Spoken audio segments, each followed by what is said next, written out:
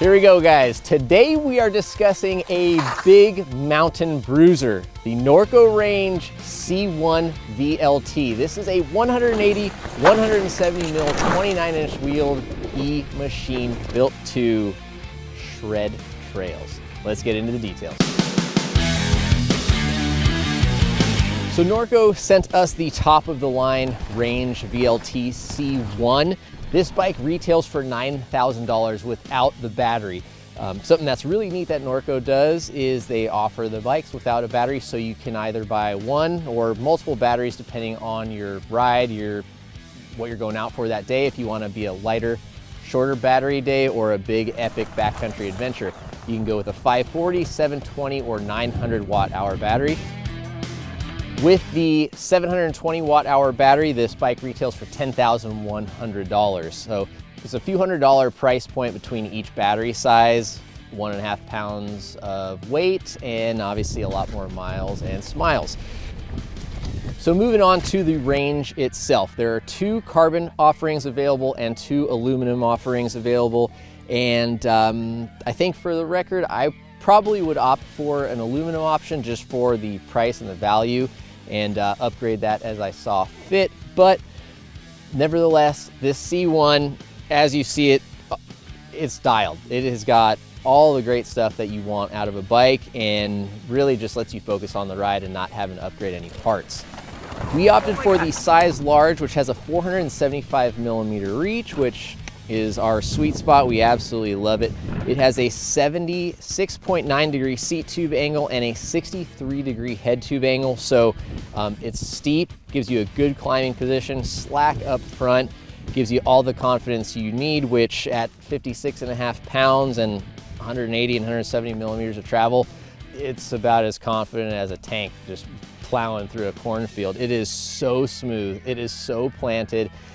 You really don't have to worry about anything on this bike. All of our testers had a great time aboard this thing, and we had a great time going back up for the next lap. So Shimano EP8 system, 85 newton meters of torque, gets you right back up the trail, gives you a pretty natural, nice feel. XTR components, solid 4-piston XT brakes with Ice Tech rotors. So at least with that high price tag, you know you're getting quality components.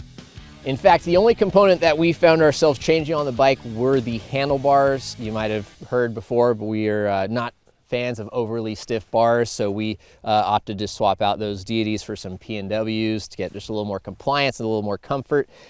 You know, with these big batteries and this much travel, it is easy to go out and just bang laps on downhill trails. When you're riding full day, repeating laps on super gnarly trails, the more comfort, the more compliance you can have, the more laps you can get in.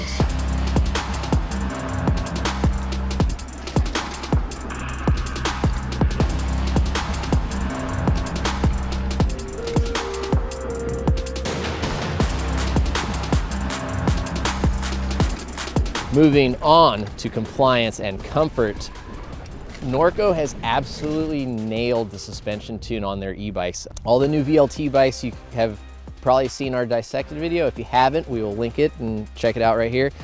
They switched to this shock location, they changed the kinematic, they changed the tunes. Everything about the suspension platform on these bikes is updated, and it is a vast improvement. And we liked the old Norco e-bikes. The Sight a couple years in a row was a top contender in our e-bike shootout, but it is even better now. This bike is insanely supple off the top. It absolutely just mutes and erases the trail, just turns it into flutter underneath you. I will say, could be the weight of the bike itself, could be the, I guess, the rate, but we would like a little bit more progressivity out of the rear end towards the end of the stroke. But if you're going to be riding jump trails or trails with lots of drops to flat, just a little bit extra preload will be enough, or maybe a little bit more compression will keep you from bottoming it out too much. But we also wouldn't trade that suppleness and sensitivity and the ability to just eat up those square edge hits in the name of that progression, because it wasn't too linear by any means, but just something that some riders might notice if you only ride jump and flow and drop trails. Moving on from there, it is a heavy bike at 56.5 pounds or so, 63-degree head tube angle.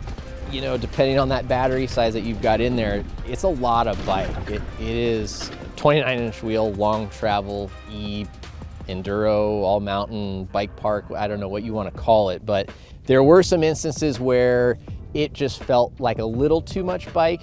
And granted, it is a little too much bike for a lot of people and for a lot of trails. But if you are someone that needs this much travel, it's not too much bike. It will do everything you want it to do. You know, we took it out to Black Rock for some kind of more groomed, flowy jump trails and bike park experience. We've ridden a lot of raw, rugged, you know, rocky terrain out here in the high desert, and done a lot of super steep, loamy, rooty trails in all sorts of conditions. And the one thing that everyone agrees on is that you just want to take your hands off the brakes and just let the suspension eat. It absolutely gobbles up everything on the trail. And I think there's a couple of key riders that would really like and benefit from this bike. If you are someone who maybe has a downhill bike and you want to ditch the shuttle truck and just self-shuttle yourself on the gnarliest downhill trails that you've got, you live at the base of a steep mountain and you just want to shred trails, this is a killer option.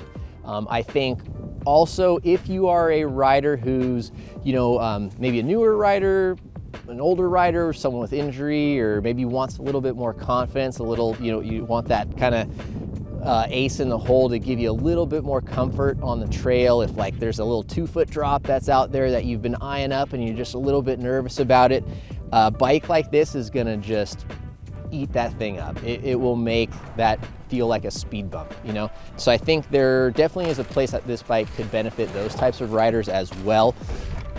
If you're someone who's regularly putting in big miles on flatter, lower grade trails, smooth trails, right? You're probably not looking at a 180 millimeter bike, but I would also say that probably stepping down to the Norco Sight VLT would be a much better option. I think that's like, you know, 160 mil, 150 is gonna definitely give you a little more interactive, engaging, fun feel. It won't kind of just mute the terrain out quite so much as this thing will. If you're someone who's in the market for that, it's probably one of the better bikes in the category that we've tested.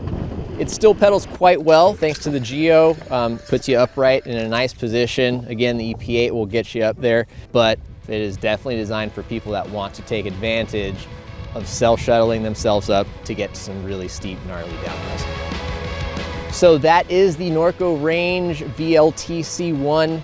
Had a great time on this bike. We appreciate you guys watching. Don't really want to send this one back. We are very excited to take it with us out to Knoxville, Tennessee for our e-bike shootout next year and see how it stacks up against other bikes in the category.